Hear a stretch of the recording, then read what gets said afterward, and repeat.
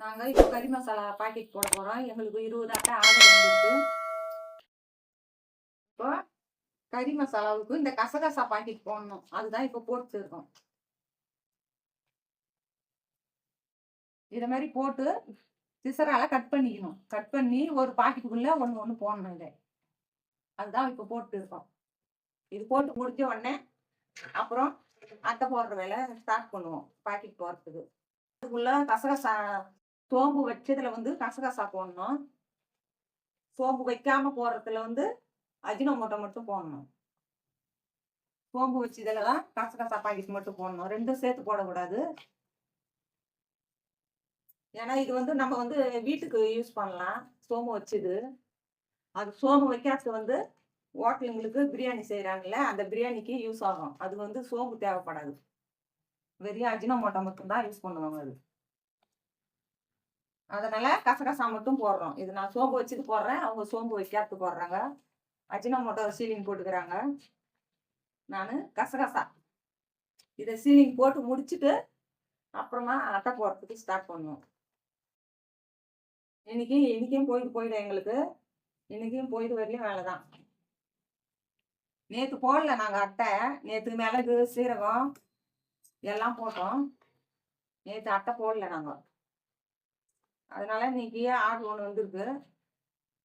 சரி போடலாம் அப்படின்னு சொல்லிட்டு எல்லாத்தையும் ரெடி பண்ணி இந்த பாக்கெட்லாம் போட்டு ரெடி பண்ணிட்டு தான் அப்புறமா அந்த பாக்கெட் போடணும். கறி மசாலா பாக்கெட்டு. எல்லாரும் போன வீடியோ பார்த்துருப்பீங்க. உங்களுக்கு யாருக்குன்னா இந்த தொழில் செய்யணும்னு ஆர்வம் இருந்தா கமெண்ட்ல சொல்லுங்க. நாங்கள் பாரிஸ்ல ரெகுலராக வாங்குற கடை அறிமுகம் பண்ணி விடுறோம். நீங்கள் அதிலேயே போய் வாங்கி இந்த தொழில் செய்யலாம். அவங்க ரேட்டு கம்மியாக தருவாங்க. நாங்கள் சொல்லிவிட்டா எங்களுக்கு கொடுக்குற ரேட்டுக்கே தருவாங்க. நாங்கள் வாங்க சொல்லி தான் வாங்குவோம். நாங்கள் வியாபாரம் பண்ணுறதுக்காக வாங்குறோம். எல்லாருக்கும் மாதிரியே எங்களுக்கும் பில் போட்டிங்கன்னா நாங்கள் ரெண்டாவது இங்கே வாங்க மாட்டோம். நீங்கள் கரெக்டாக போட்டிங்கன்னா பொருளுங்களையும் நல்லா குவாலிட்டியாக கொடுத்தீங்கன்னா நாங்கள் இங்கே வாங்குறோம். யாருன்னா இந்த தொழில் செய்ய போறோம்னு சொன்னா அவங்களையும் கூட்டிட்டு வரோம் அப்படின்னு சொல்லிட்டு ஏற்கனவே 2 பேரை அறிமுகம் படுத்தி விட்டுக்கிறோம் நாங்க அந்த கடைக்கு. அதனால உங்களுக்கு யாராவது இந்த விருப்பம் இருந்தா அந்த தொழில் செய்யணும்னு நீங்க கமெண்ட்ல சொன்னீங்கன்னா நாங்க அந்த கடை அட்ரஸ் எல்லாம் கொடுக்குறோம். நீங்க நேரடியா போய் பார்த்து வாங்கிக்கலாம். அங்க போனாலுமே எல்லாமே விலை மலிவா தான் இருக்கும். நம்ம இங்க பூந்தமல்லி இப்படி பக்கத்துல எங்களுக்கு பக்கத்துல பூந்தமல்லி ஸ்ரீபெரும்புத்தூர். இங்க நாங்க போய் வாங்கணும்னா பாரிஸ் விலையை விட இங்க டபுள் மடங்கா இருக்கும். ரேட்டு டபுளா தான் இருக்கும். அது எல்லாரும் என்ன சொல்றாங்க, இங்க இருந்து பாரிஸுக்கு பஸ் பேர் போட்டு போயிட்டு வாங்கிட்டு வரணும். அதனால நாங்க இங்கேயே வாங்கிக்கிறோம் அப்படின்னு சொல்றாங்க. பஸ் பேர் போட்டுட்டு போய் வாங்கிட்டு வரது ஒரு 100 ரூபாய் ஆகும் பஸ் பேருக்கு.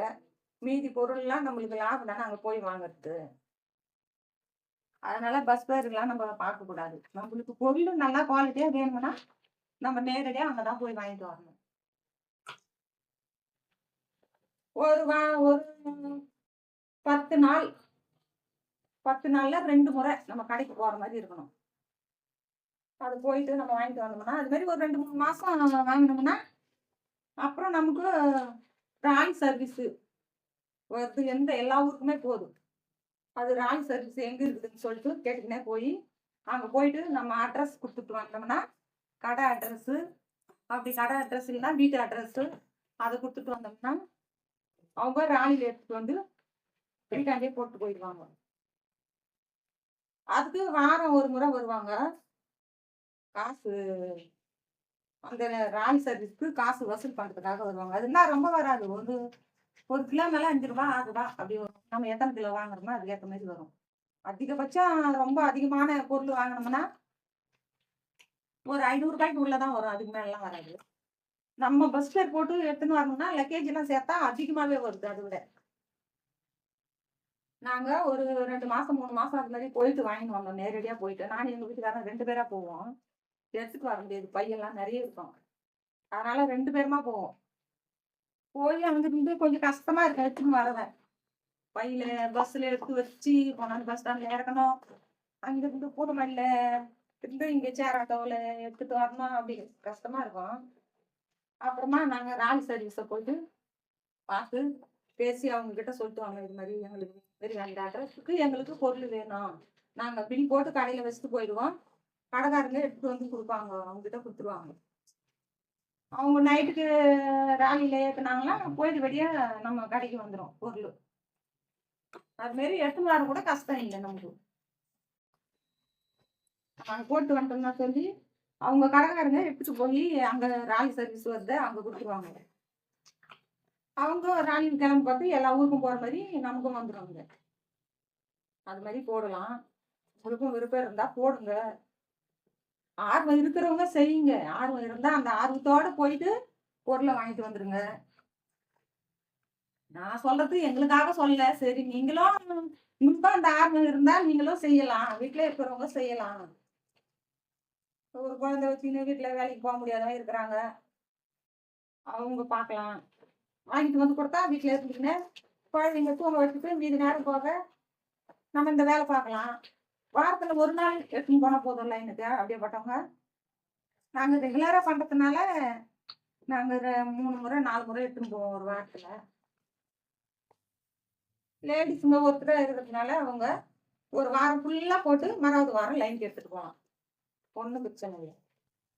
நம்ம கடை மட்டும் அறிமுகப்படுத்தி வச்சுக்கணும். நம்ம ஒரு முறை 2 முறை 3 முறை நடந்து போயிட்டு கேட்டு போட்டு வந்துட்டோம்னா அதுக்கு மேல அவங்களே கூப்பிடுவாங்க ஃபோன் பண்ணி, எனக்கு 10 அட்டை வேணும் 20 அட்டை வேணும் எடுத்துட்டு வாங்க, இது மாதிரி 4 அட்டை வேணும் 5 அட்டை வேணும். நம்ம ஊர் கடைகள்லயே போகலாம், வெளியில போத்தால எங்கேயும். நம்ம ஊர் பக்கத்துல இருக்கிற கடைகளுக்கா போய் பேசி, இது மாதிரி நாங்க இந்த அட்டை பாக்கெட் போடுறோம் பட்டை சோம்பு, நீங்க வாங்கிக்கோங்க, நாங்க போட்டு தரோம், கம்மியான ரேட்லயே போட்டு தரோம், நீங்க வாங்கிக்கோங்கன்னு சொல்லிட்டு ஒரு முறைக்கு 2 முறை போய் கேட்டோம்னா அவங்களும் சரி, நான் இது நம்ம ஊராச்சே உள்ளூர்லயே வந்து கேக்குறாங்க, வெளியூர்ல இருந்து வந்து போடுறாங்க வாங்குறோம், இவங்க கிட்டயும் ஒரு 4 அட்டை வாங்கலாம்னு அவங்களுக்கும் கொஞ்சம் தோணும்.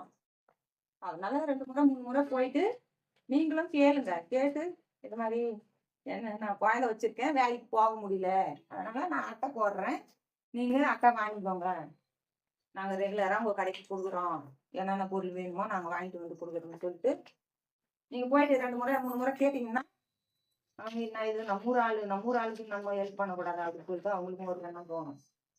அப்புறம் ரெகுலரா வாங்க ஆரம்பிச்சிடுவாங்க. ஒரு ஊர்ல 4 கடை 5 கடை இருக்குதுன்னு சொன்னா ஒரு 3 கடை 4 கடை வாங்கினா போறோம் நமக்கு. வாரம் ஒரு கடைக்கு 10 அட்டை 10 அட்டைன்னா கூட போதும். அதுவே போறோம் நமக்கு. அதிகம் நம்மளால கொடுக்க முடியாது. அது மாதிரி உங்க ஊர்ல போய் எங்கப்பா நிறைய கடை இருக்கா, அங்க போயிட்டு கேளுங்க, இது மாதிரி நான் இந்த பட்டை சோளம் போடுறோம், என் அட்டை வாங்கிக்கோங்க அப்படி சொல்லி கேளுங்க. நிறைய பேர் போடுவாங்க. ஆனா கடைங்களுக்கு ஒரு கடைக்கே எப்படி பார்த்தாலும் 2 பேர் 3 பேர் ஆர்டர் பிடிச்சின்னு போடுவாங்க தான்.